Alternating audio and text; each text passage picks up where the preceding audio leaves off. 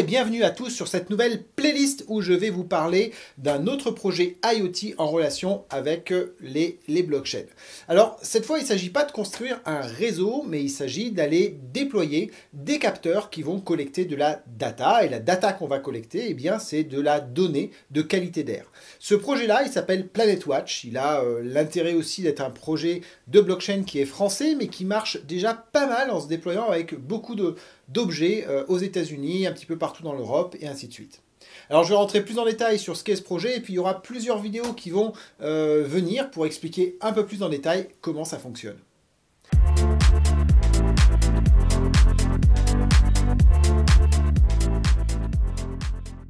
Donc, je vais vous parler de PlanetWatch. PlanetWatch, c'est donc un projet de blockchain qui a pour objectif d'aller collecter de la donnée. Alors, il faut comprendre que dans le monde de l'IoT, donc l'Internet des objets, il s'agit principalement d'aller chercher des données, de les collecter en masse pour aller les valoriser. Ça, c'est quelque chose que j'ai pas mal expliqué dans mon MOOC sur l'Internet des objets, que je vous invite à aller consulter, qui est complètement disponible et gratuit sur cette chaîne. Il dure à peu près 2 heures, mais je pense que si vous vous intéressez à ces problématiques de transformation de notre société actuelle par l'Internet des objets, eh bien vous allez apprendre beaucoup de choses sur comment tout ça fonctionne.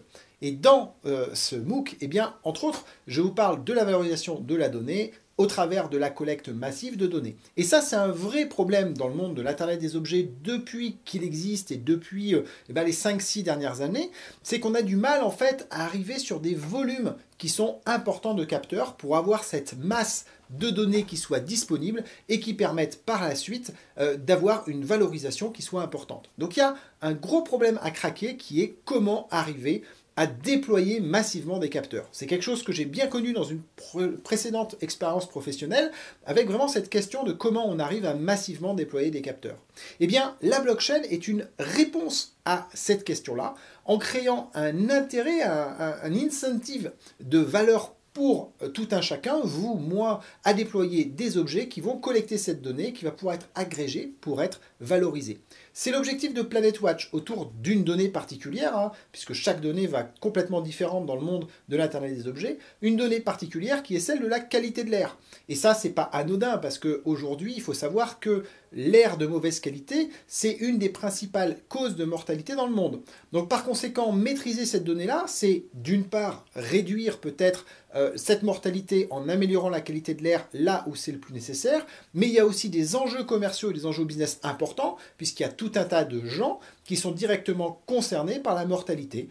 Par exemple, les assureurs de santé qui vont avoir un intérêt très fort à savoir où est-ce qu'ils prennent le plus de risques ou quels sont les clients qui pourraient être les moins à risque pour leur faire des offres spécifiques. Donc vous voyez que cette donnée-là, on peut lui donner de la valeur à partir du moment où elle est suffisamment précise et en suffisamment grande quantité. Et donc l'objectif de ce projet PlanetWatch, eh bien, c'est de collecter à une échelle massive ce type de données. Alors pour faire ça, eh bien PlanetWatch va s'appuyer sur un ensemble de capteurs qui vont aller collecter cette information. Et des capteurs, il y en a de plusieurs types en fonction de la qualité du capteur, du nombre d'informations qu'il récupère. En fonction du capteur que vous allez donc du coup acquérir pour connecter à la blockchain, eh bien vous allez récupérer des rewards dans un token qui s'appelle le Planet. Et ce reward-là, eh bien, vous allez ensuite pouvoir le valoriser sur un exchange comme n'importe quel token. Vous voyez que ça crée un business model qui fait que vous investissez dans des capteurs, comme par exemple eh bien, un capteur comme celui-ci, le Aware, qui est un capteur qui finalement a rien de très spécifique à ce projet-là. Vous pouvez vous en servir pour mesurer de façon indépendante la qualité de l'air de votre maison avec l'application mobile. Vous pouvez consulter ces informations-là en temps réel. Mais si vous le reliez à la blockchain, eh bien, à ce moment-là, vous allez envoyer cette donnée dans la masse des données et ensemble, eh bien, toutes ces données vont pouvoir apporter de la valeur à la blockchain et de rendre l'information intéressante pour des business comme ceux que j'ai indiqués précédemment. Alors, je vous ai dit qu'il y a différents types de capteurs. Je vous en ai montré un que j'ai pu recevoir, mais qui pour l'instant encore n'est pas encore actif sur la blockchain, mais qui va l'être dans quelques semaines.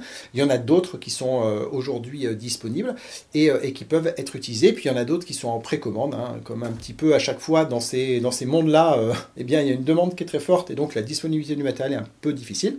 Voilà, mais il faut savoir que l'objectif pour PlanetWatch, c'est pas de s'allier avec des capteurs qui sont spécifiques, c'est plutôt de prendre des capteurs qui existent aujourd'hui sur le marché et puis de les connecter de façon à agréger l'ensemble des données qui vont venir. Donc le nombre de capteurs devrait globalement augmenter au fur et à mesure. Alors je ne vais pas rentrer dans les détails de tout le projet parce qu'il y a déjà il y a un white paper qui est bien fait. Si vous êtes intéressé, je vous invite vraiment à le lire. C'est pas non plus très simple, il y a pas mal de choses à expliquer. Donc je ferai ça dans des vidéos qui vont venir. Là, je voulais juste vous parler un peu du projet, pour vous dire que c'était en train d'arriver. Moi, c'est un projet que je regarde. Après, vous ferez votre propre avis et puis vous déciderez d'y aller ou de ne pas y aller. Mais c'est un projet intéressant à mon sens dans le monde de l'Internet des objets parce qu'il propose un nouveau business model qui permet de faire des déploiements à l'échelle d'objets connectés. Aujourd'hui, il faut savoir que dans le monde de l'IoT, quand vous êtes un service provider, c'est-à-dire quelqu'un qui fournit un service connecté, quand vous avez des déploiements au-dessus de 5 à 10 000 pièces, c'est déjà très important, on va dire, vous êtes un gros du secteur. Là, sur ce projet-là qui démarre tout juste, on a déjà 3000 capteurs qui sont déployés et a priori, de ce que j'ai pu noter les derniers jours, on est à peu près à 8000, 9000 capteurs qui sont prêts à être déployés, qui sont en attente de réception de matériel. Donc vous voyez qu'en quelques semaines, on a une échelle qui correspond à une belle réussite d'un projet IoT classique. C'est en train de s'accélérer aussi de façon assez forte. Donc, c'est une approche du marché qui est nouvelle et qui est particulièrement intéressant à regarder. Donc, je dis ça pour ceux qui sont intéressés par l'IoT, par les business models dans l'IoT, comme ça peut être mon cas. La curiosité autour de ce projet-là est assez intéressante pour ouvrir de nouvelles voies. Donc, j'invite à suivre, ne serait-ce que pour ces raisons-là, ce projet. Puis après, chacun décidera ou non s'il a envie d'investir dedans. En tout cas, c'est intéressant de ce point de vue-là. Il sera très intéressant de voir comment la société PlanetWatch, je ne sais plus si je l'ai dit, je crois que c'est un projet français, donc derrière une société française qui essaye de faire démarrer ce projet-là. Donc ça aussi c'est plutôt cool, cocorico. Donc on va voir comment cette société-là, elle arrive à finalement faire du business développement autour des datas qui sont générées, parce que c'est ça le nerf de la guerre, hein. L'aspect matériel finalement est résolu par des tiers, l'aspect technique de la blockchain est quelque chose qui est assez bien maîtrisé, même s'il y a du boulot forcément pour l'outiller, mais ce qui va être le nerf de la guerre, c'est le business développement pour finalement valoriser ces données, parce que c'est ces données-là qui vont derrière être consommées en planète et vont rapporter aux gens qui les ont collectées. Juste en quelques mots, les rewards, comment ça fonctionne. En fait, à chaque fois qu'un objet envoie des données, il va recevoir en récompense des planètes. Comme je vous ai dit qu'il y a plusieurs types d'objets, selon la catégorie de l'objet, on va recevoir plus de planètes. Finalement, ça correspond à un investissement initial qui était plus important et qui donc est rétribué avec plus de planètes. Et ensuite, lorsque les données vont être achetées par une entreprise, un État ou un laboratoire de recherche, selon les usages, une partie des sommes correspondant à cet achat vont être redistribuées aussi aux personnes qui ont des capteurs, qui ont collecté les données qui sont achetées. Voilà, donc avec une partie qui revient à ça, aux collecteurs, et une partie qui revient aussi à PlanetWatch.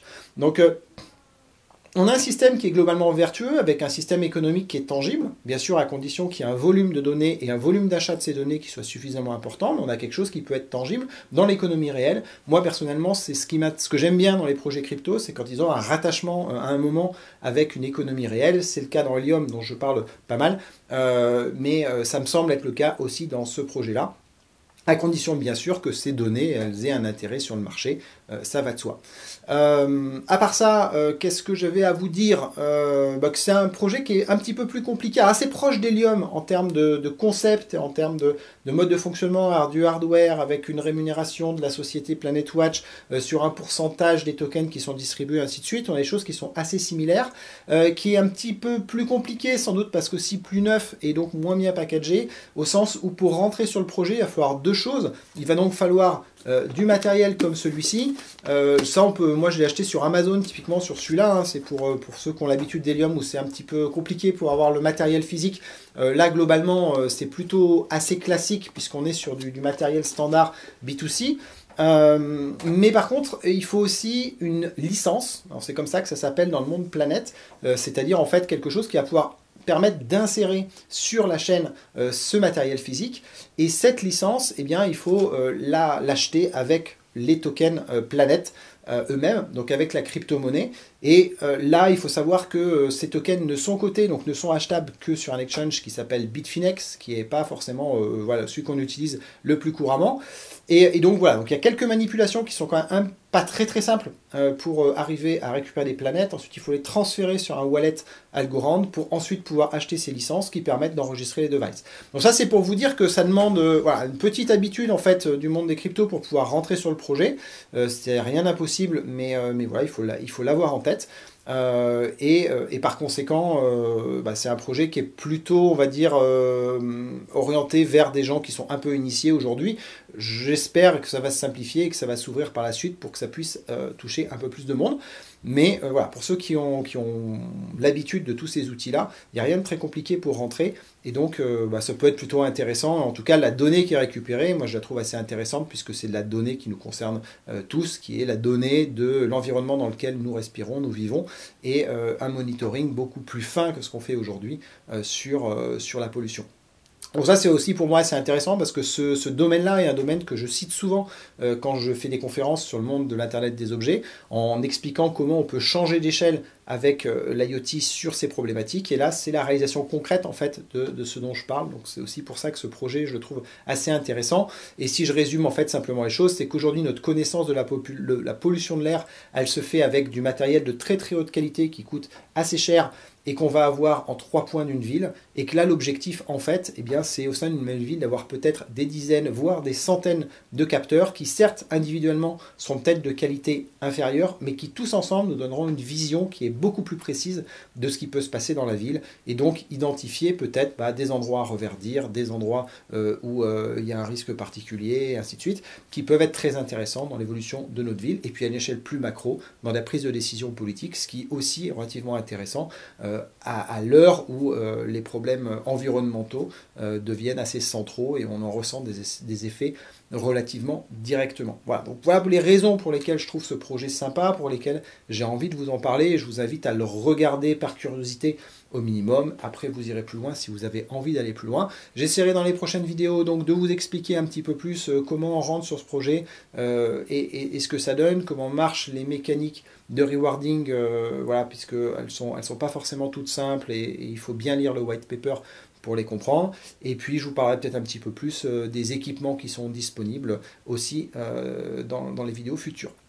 En attendant, eh bien, je vous laisse découvrir ce projet par vous-même. Je vous invite toujours à suivre la chaîne, c'est le meilleur moment, c'est le meilleur moyen, pardon, pour savoir quand les prochaines vidéos vont sortir et donc pas en louper. Donc le petit bouton s'abonner qui est en dessous, qui vous permet d'avoir ces informations-là.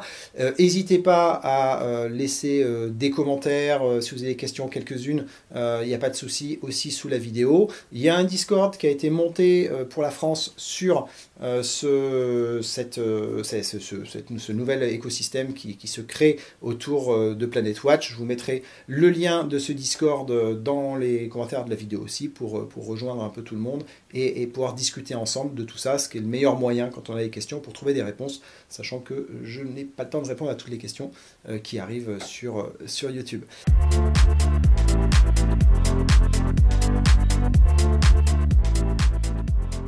Voilà, je vous souhaite une bonne continuation de votre journée et puis bien rendez-vous très bientôt pour d'autres vidéos sur ce sujet ou des vidéos Helium ou des vidéos IoT plus largement. Ciao!